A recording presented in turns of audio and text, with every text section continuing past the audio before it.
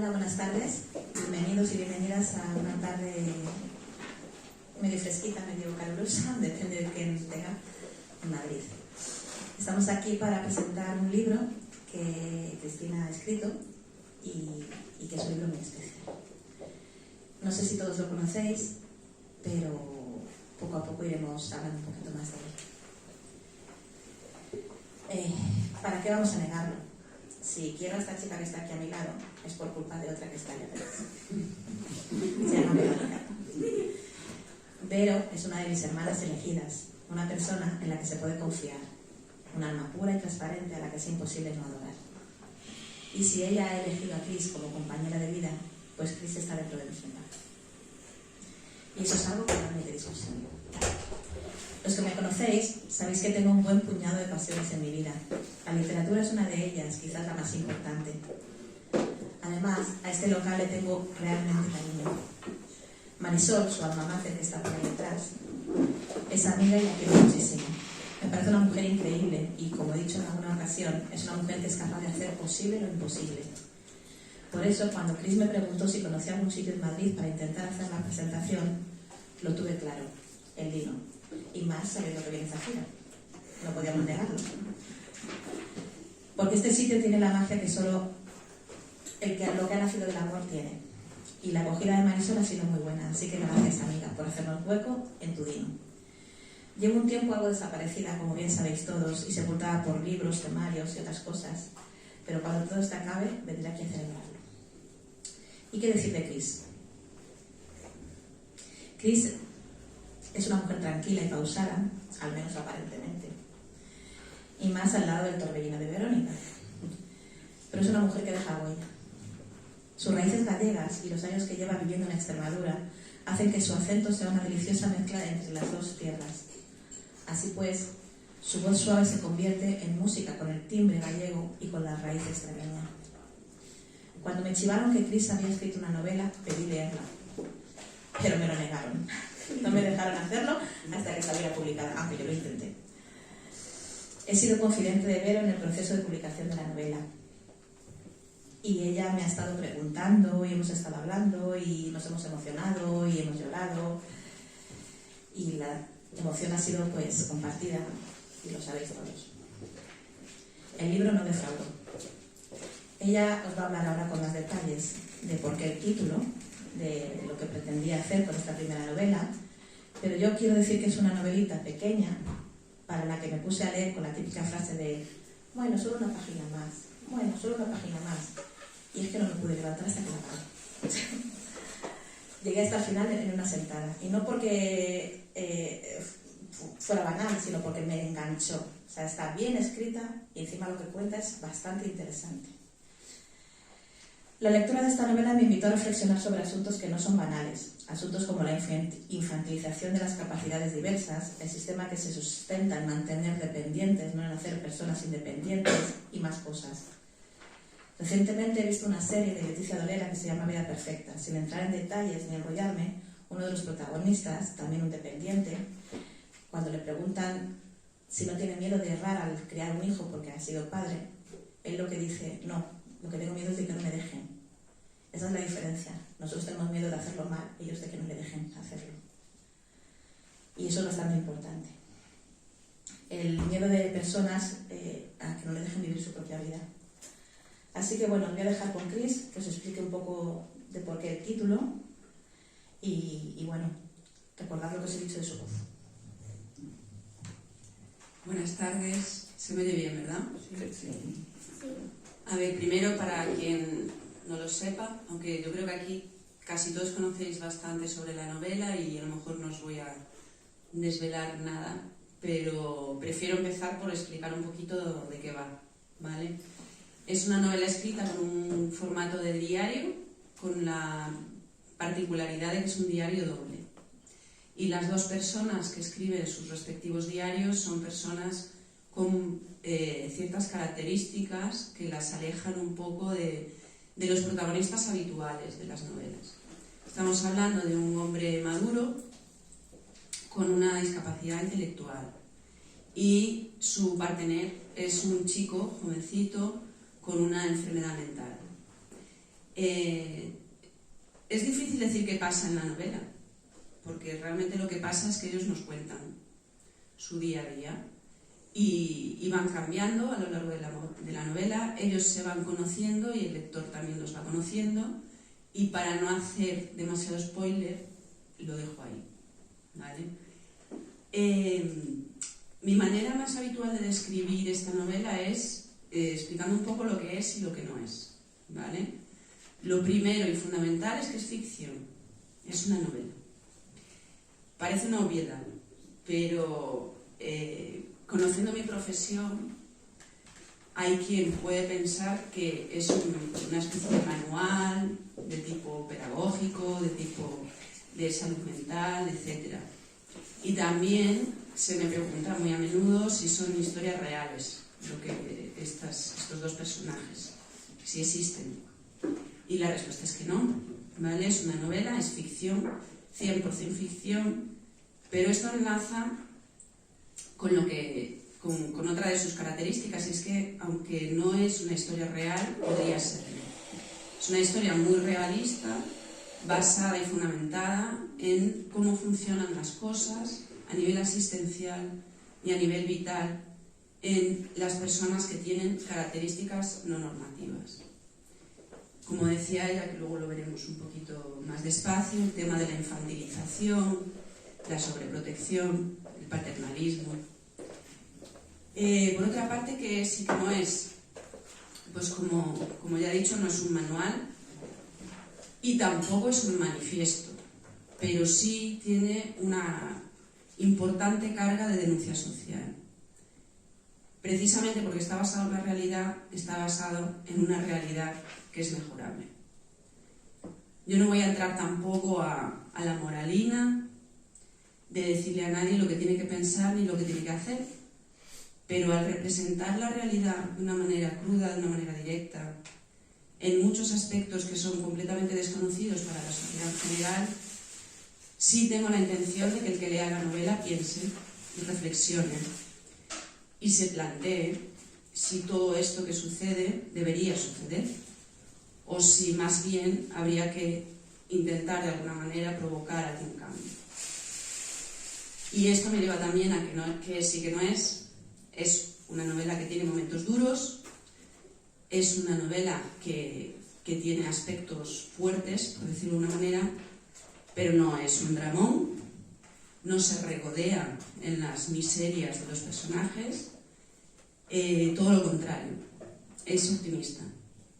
Esto es algo que suele sorprender porque plantea una realidad, esa realidad a mí particularmente no me gusta y creo que al que lo lea tampoco le va a llenar, digamos, pero hay un pozo y es intencional, no es casual, hay un pozo de que las cosas pueden cambiar, que las cosas pueden ir a mejor y que el camino se hace andando.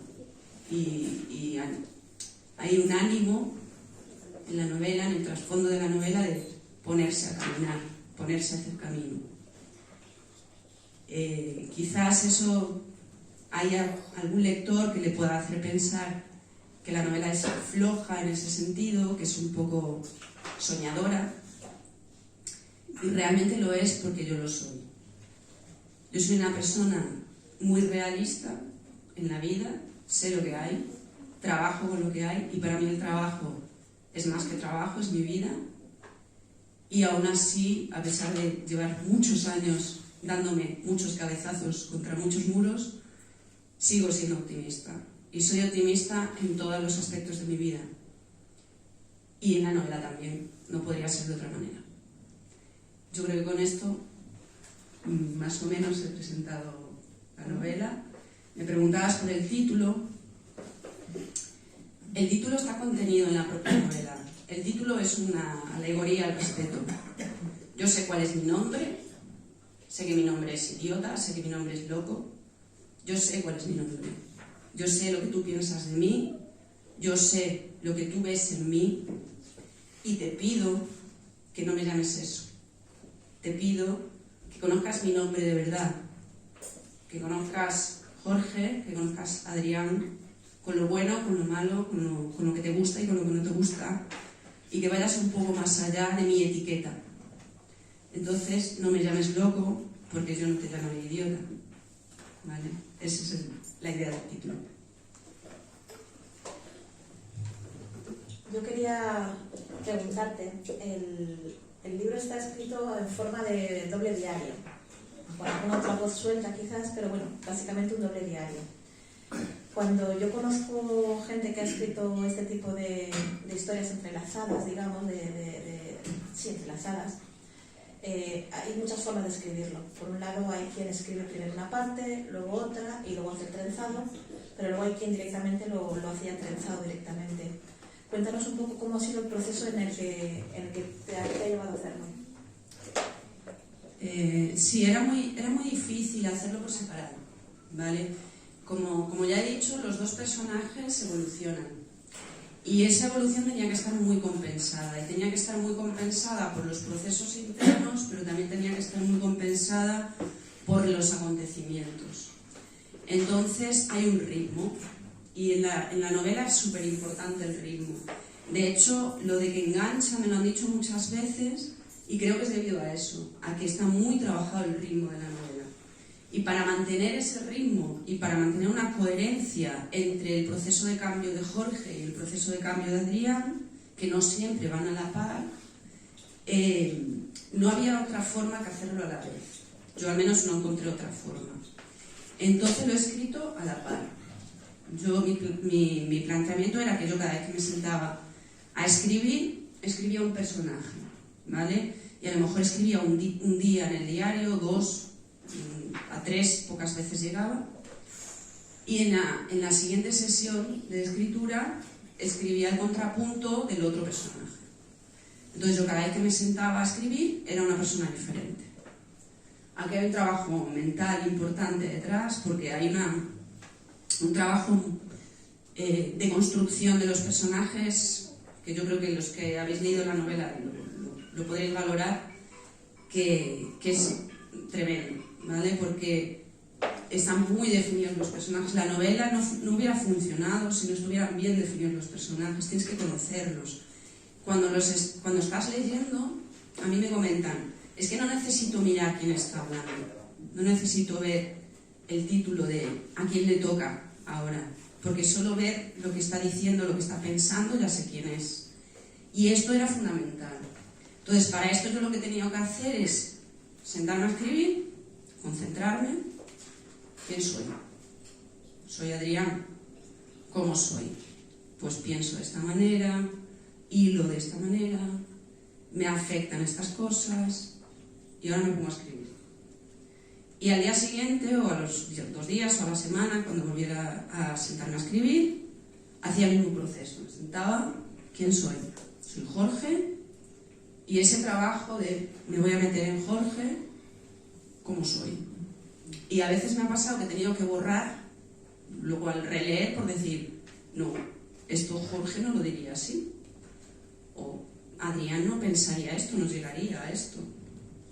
O no, esto es demasiado coherente para que Jorge lo haya pensado.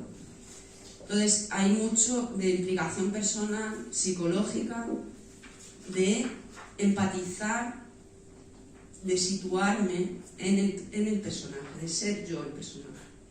Es que justo te iba a decir algo así, es la empatía y es la capacidad del actor también, o sea, sí, te conviertes en esa persona. Sí. De hecho, cuando yo lo iba leyendo, no sé si os ha pasado a los demás que lo habéis leído, en mi cabeza había 2 voces.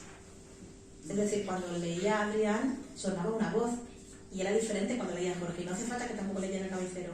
O sea, yo sabía y lo leía con una voz diferente, con una entonación diferente. O sea, no sé si es algo que te ha contado más gente, pero a mí me ha pasado. O sea, yo iba leyendo, o sea, escuchaba la voz de la persona que hablaba, tal como yo me lo imaginaba.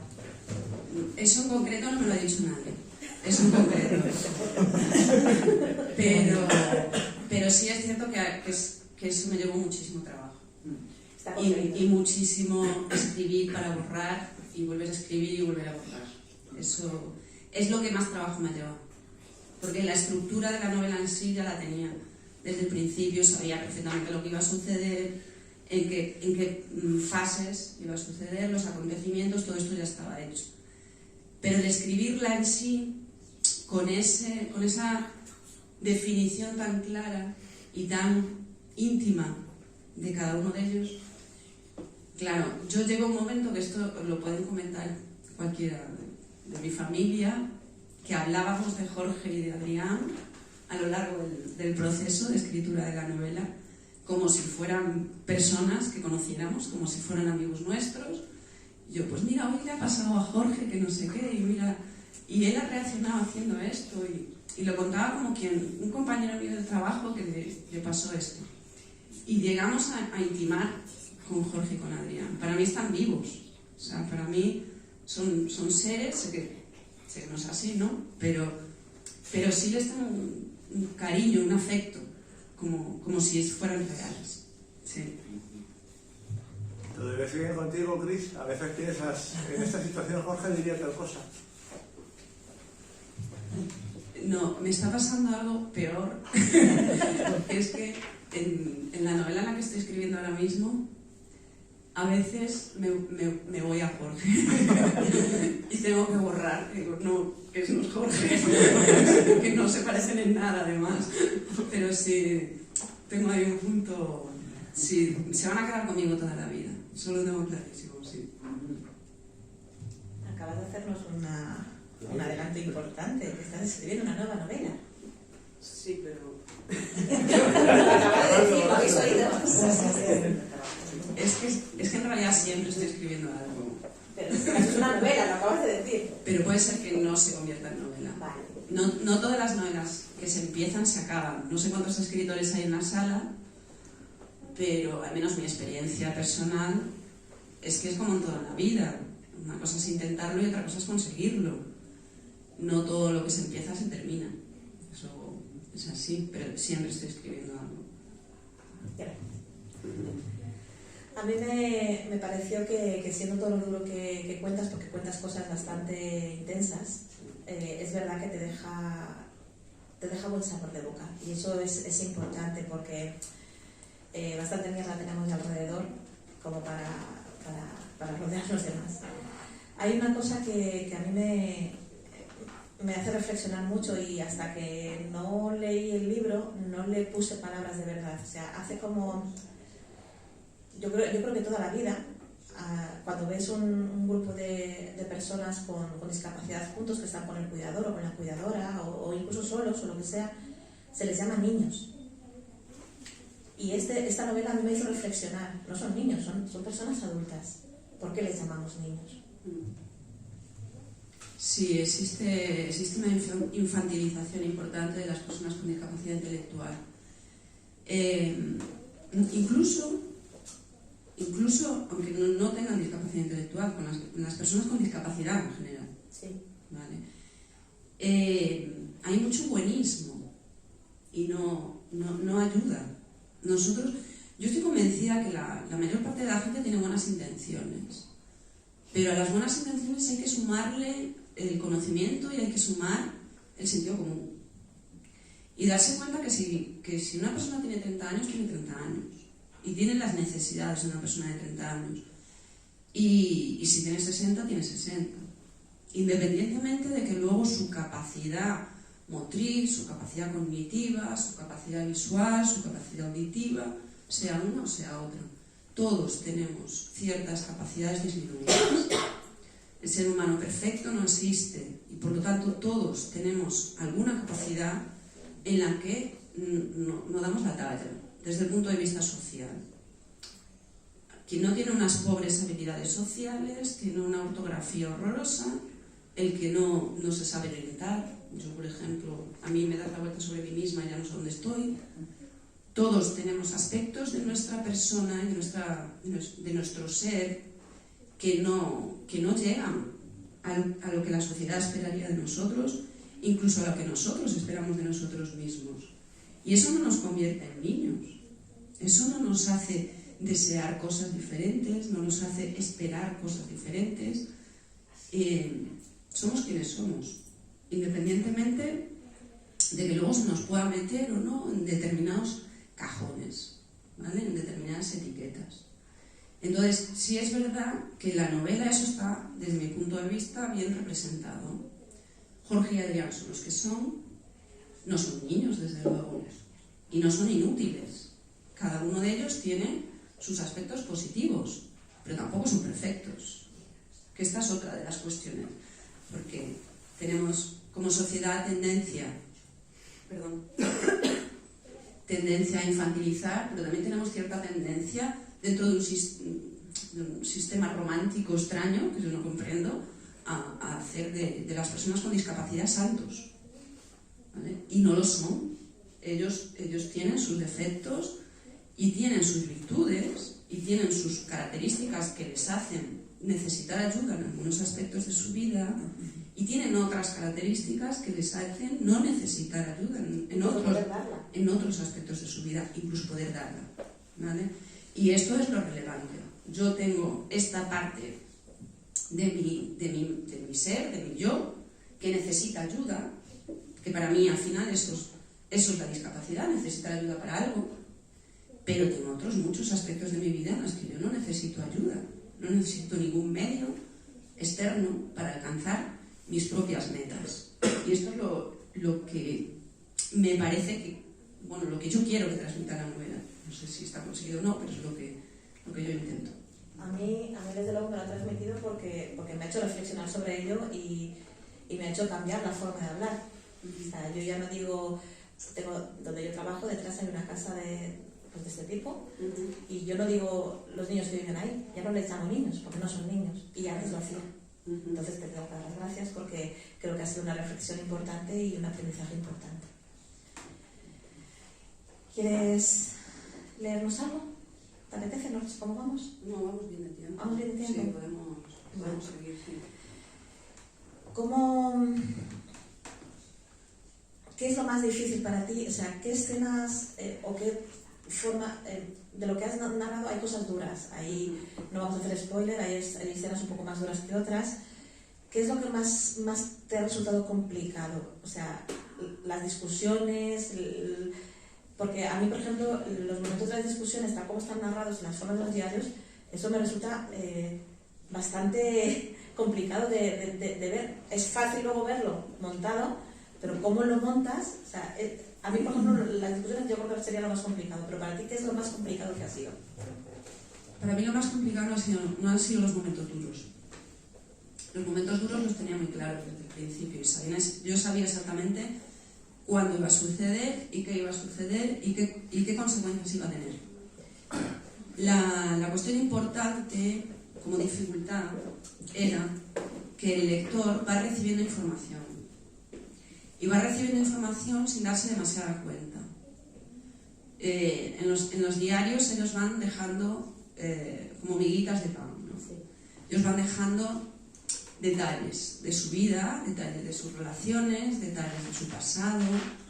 Entonces yo tenía que ir introduciendo esos detalles de una manera coherente. Y a lo mejor yo quería contar algo sobre la madre de Adrián, por ejemplo, y tenía que buscar dónde lo contaba, en qué momento lo contaba, de qué manera lo contaba, a colación de qué contaba eso. Y eso ha sido lo más complicado. Y luego lo segundo más complicado es lo que hablaba antes del ritmo, mantener el ritmo. Porque es una novela en la que, si lo piensas, pasan pocas cosas. O sea, no es un thriller, precisamente. No es una novela de acción. ¿Qué pasa? No sé, que fue al cine. Si lo pienso un poco en frío, ¿cómo hago yo para que sea interesante que este hombre fue al cine? Pues lo has conseguido. Claro, pues esa era la dificultad. Mantener el interés, mantener ese ritmo, contando cosas triviales de la vida cotidiana, sin que nada fuera espectacular, sin que nada fuera... En los momentos duros es más fácil. En los momentos duros yo sé perfectamente que el que está leyendo está con el corazón encogido. Ahí es muy fácil. Ahí dices, se mantiene leyendo. Claro que se mantiene leyendo. Pero ahora vamos a ver cómo se mantiene leyendo cuando lo que me están contando es que cenó. ¿Qué hacen hoy? Y lo tengo que mantener leyendo también. Y eso era bastante más difícil. Y eso está también muy currado. y ir introduciendo, a la vez, ir introduciendo todos esos detalles que yo quería que el lector tuviera. ¿Qué vidas ha tenido esta novela? O sea, desde que tú la escribiste, ¿cómo has conseguido primero formarla en papel? ¿Vale? ¿Cuántas ediciones llevas ya, si se puede saber? Si tienes algún tipo de perspectiva de qué va a pasar en el futuro, porque es que es una novela cinematográficamente muy fina, o sea, se puede hacer una buena película de ella. Yo no sé si aquí hay algún director o directora, pero oye, que tome el relevo porque se puede hacer una buena película, yo creo. A ver, me estás haciendo varias preguntas ahí. Sí, de todo. Vale. Lo primero fue la idea, ¿vale? La idea, el germen de la novela es Adrián. Jorge vino después. El germen de la novela es: quiero leer una novela en la que haya un protagonista, no un coprotagonista, no un secundario, un protagonista con discapacidad intelectual. Y que ese protagonista sea real. Que no sea ni un santo, ni un niño, que sea real. Esa es la idea original. Y a partir de ahí yo empiezo a montar. Entonces empecé a pensar en el personaje de Adrián, en la evolución que iba a vivir a lo largo de la novela, en el por qué contar su historia, que tiene interés su historia, y necesitaba un compañero, necesitaba un contrapunto. Y necesitaba que el contrapunto fuera completamente diferente. No hubiera cuajado si el compañero de Adrián se pareciera a Adrián, ¿vale? Entonces, claro, pues empecé a meter una diferencia de edad, una diferencia en experiencia vital, y de ahí vino la idea de, vale, pero que el compañero también sea heteronormativo, también sea diferente. Y de ahí vino el tema de la enfermedad mental, porque la enfermedad mental es otro de los grandes tabús de nuestra sociedad y me parecía muy interesante tocar también ese tema a la vez, ¿vale? Entonces yo sé que cada escritor tiene su proceso creativo diferente. Sí. Es un proceso creativo diferente. En mi caso yo lo tengo todo en la cabeza, no escribo nada hasta que lo tengo todo montado. Una vez que lo tengo todo montado, empiezo a escribir por el principio. Yo sé que hay escritores que escriben sin orden cronológico. Yo empiezo por la página 1 y acabo por la página que tenga que acabar. Pero yo escribo por orden, soy absolutamente incapaz de ir para adelante y para atrás. Voy para adelante y para atrás para corregir, pero yo escribo por orden, ¿vale? Ese fue el proceso.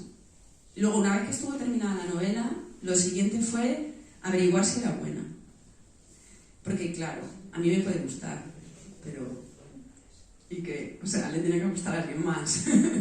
Entonces se lo di a leer a determinadas personas en las que confiaba especialmente y quería que fueran esas personas las que me dieran ese punto de sí o no. Fue un sí, y lo siguiente fue buscar editorial. Y debo decir que a pesar de todos los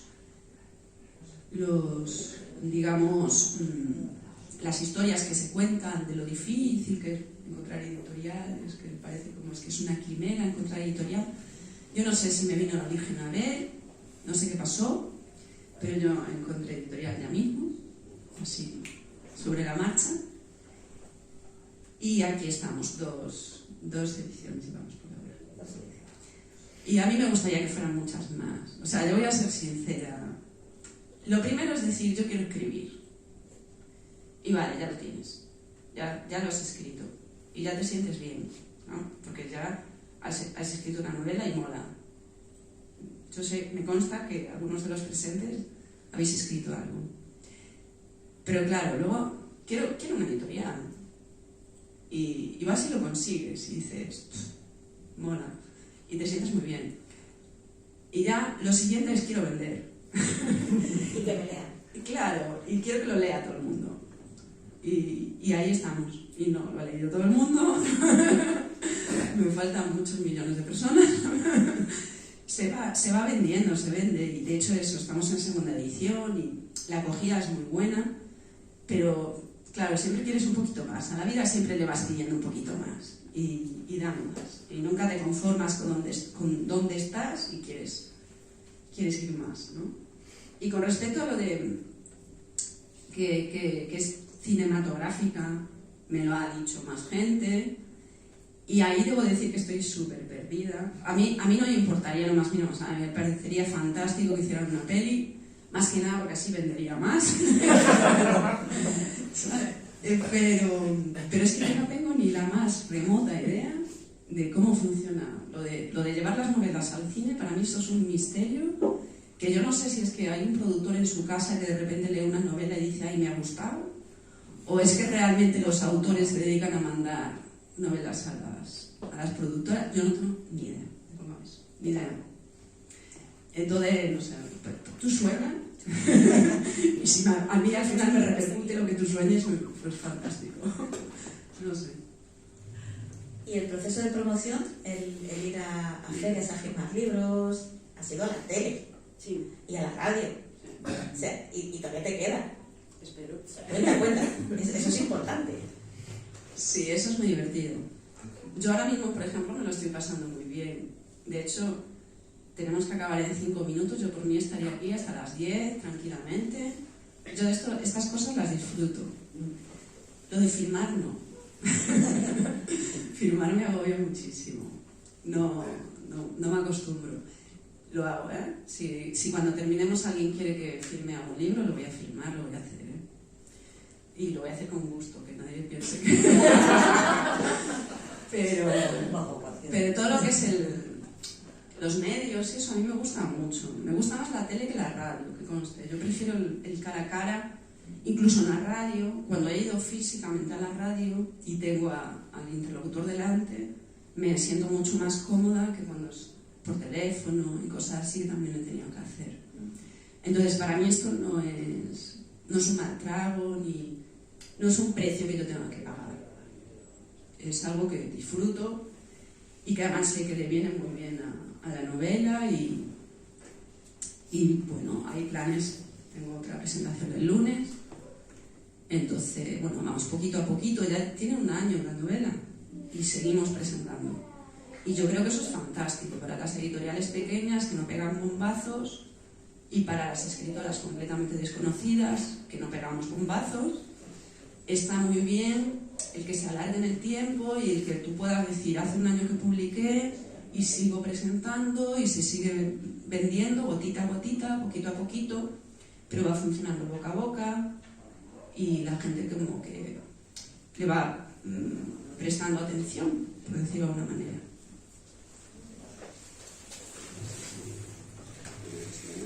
Pues por mi parte no sé si queréis, queremos daros margen a que podáis intervenir, a preguntar lo que os apetece.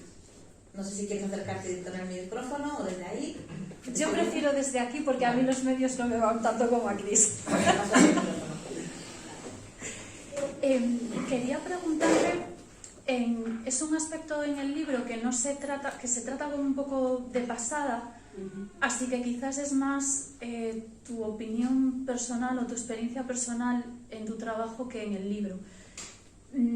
La cuestión es que las empresas prefieren pagar una especie, no sé, de multa o de cuota para no tener que contratar a gente con discapacidades.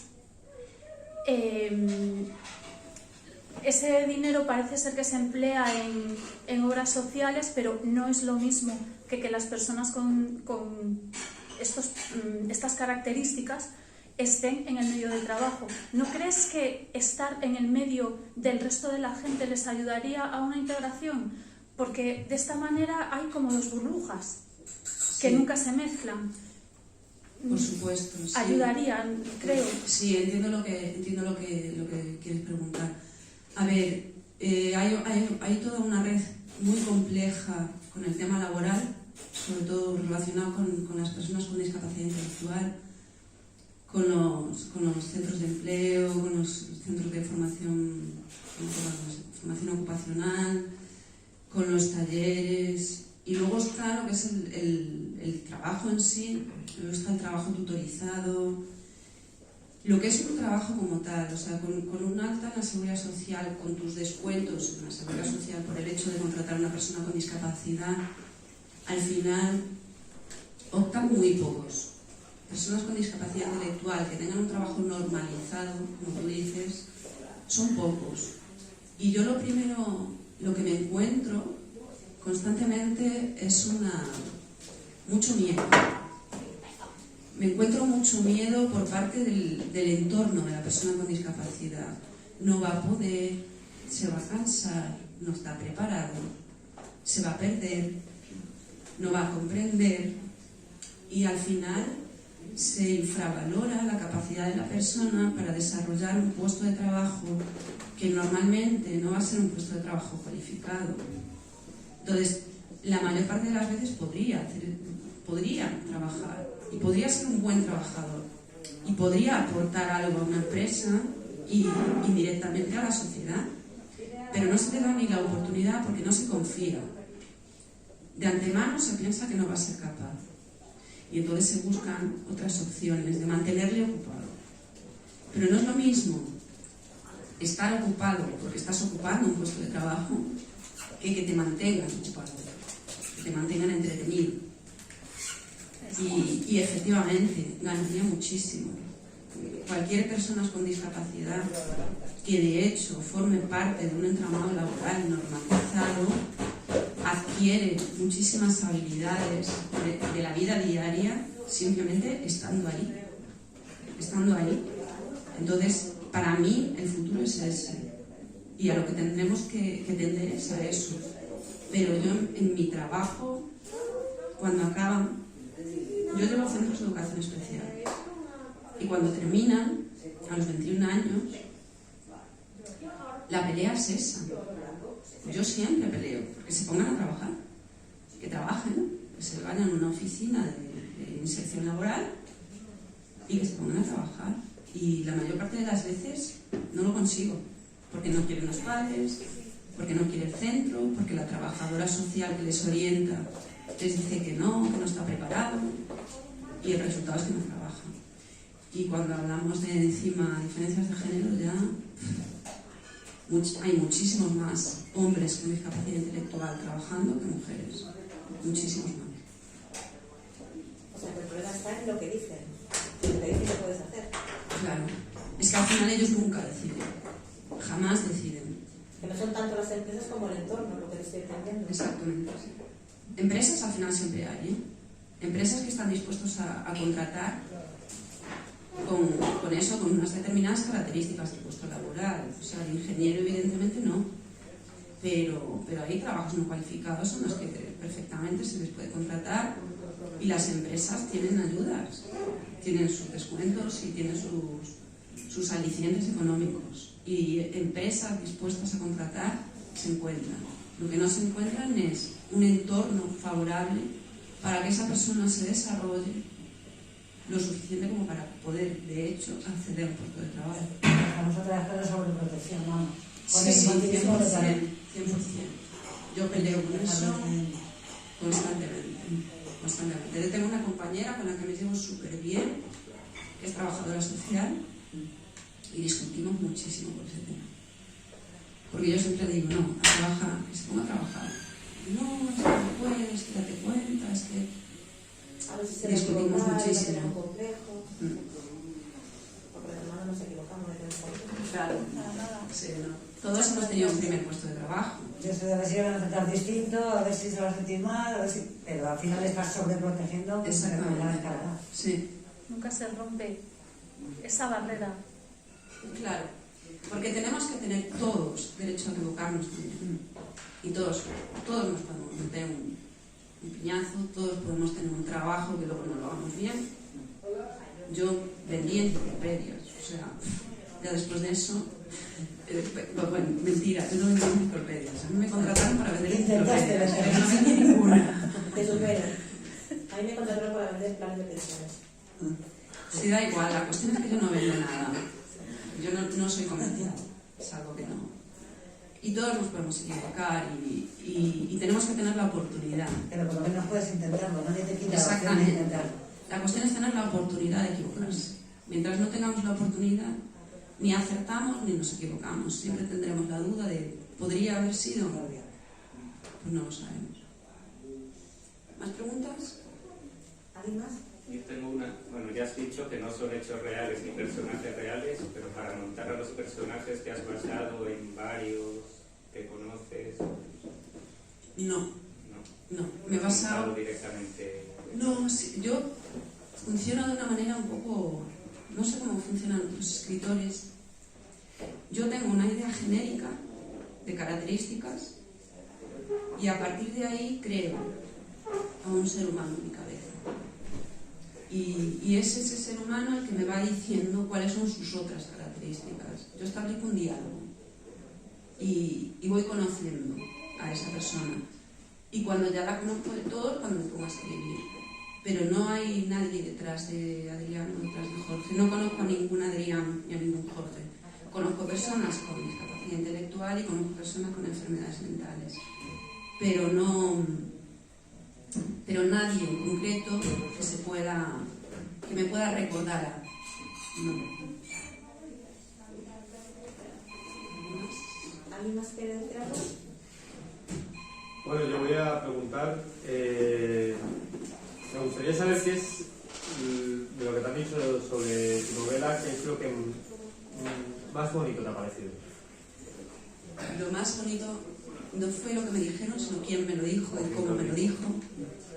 En la presentación que tuve en Badajoz, cuando terminó la presentación, me fui a la caseta de firmas y se me acercaron dos mujeres.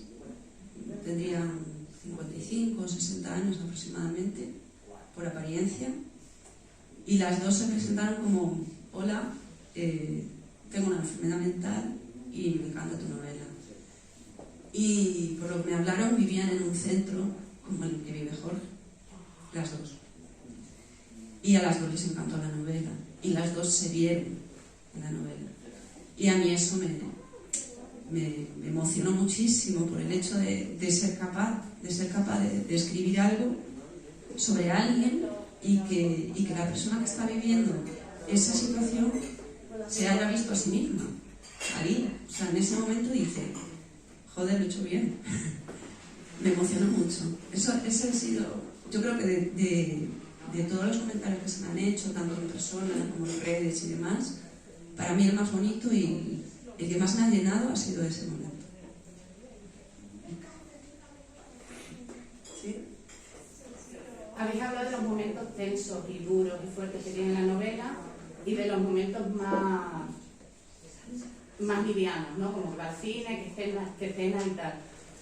Pero también tiene unos puntos de humor que curiosamente no te lo he preguntado nunca.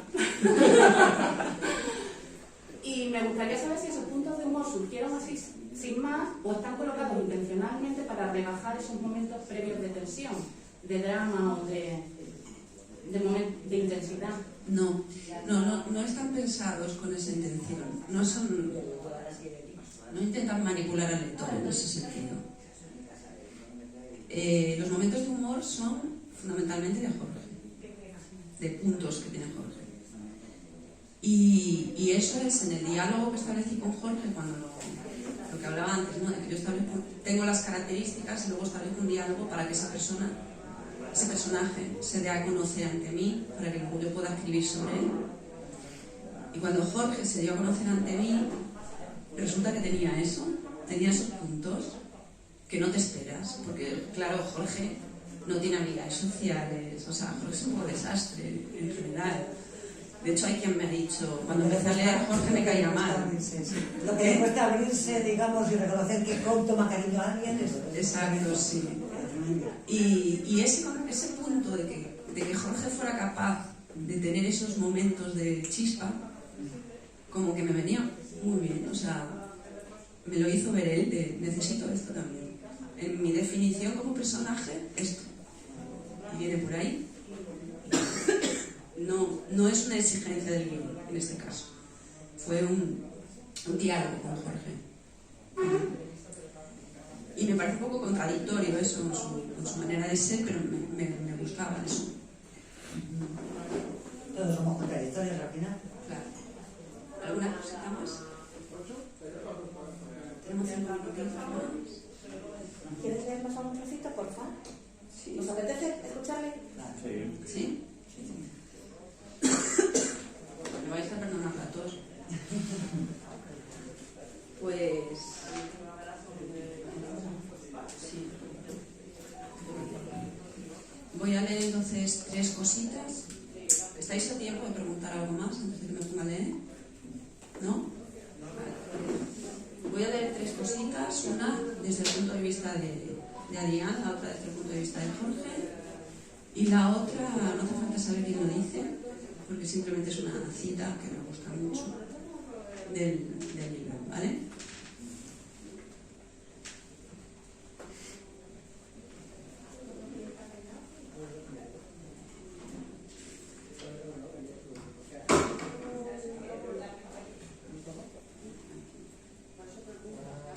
Vale, habla Jorge. Dice... es que ahora no se me va a leer, esto un poquito. Ahí, mejor. Dice, es difícil decir que es una enfermedad mental. Tal como yo lo veo, es una cuestión de interpretación. La gente cree que estamos desconectados de la realidad. Eso dicen los psiquiatras. Pero el hecho es que la realidad no existe. Todo es una interpretación. El problema es que hay interpretaciones comunes e interpretaciones particulares de cada uno. A los que hacemos interpretaciones extrañas, únicas, se nos considera locos.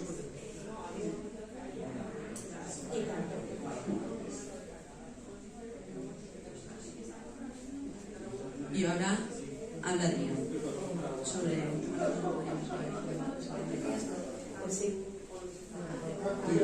Con las personas como yo, todo es fácil. Cuando les caes bien o mal, se nota. Se sabe enseguida hasta dónde quieren llegar. El problema es que hay pocos como yo, de mi edad, que sean autónomos. Casi todos están en algún centro, o viven con sus padres o hermanos que les llevan y les traen. Es como si fueran niños. Para quedar con ellos tienes que hablar con sus padres o cuidadores. Aunque sean adultos y puedan decidir por sí mismos, no les dejan hacerlo. A quien tienes que caer bien es a quienes los cuidan, no a ellos mismos. Y por último,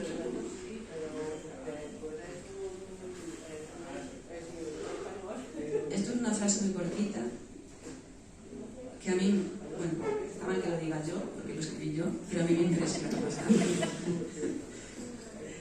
Dice, porque si no nos ven, es porque no miran. Así de simple. Somos invisibles porque los demás han decidido ser ciegos.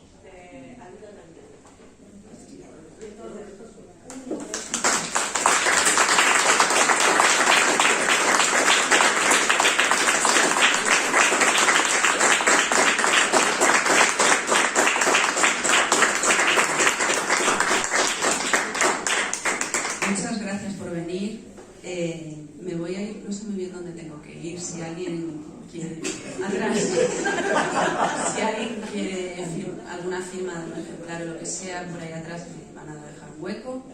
Y también deciros que Marisol Navarra, si alguien no tiene el libro y lo quiere comprar, también lo tiene a la disposición de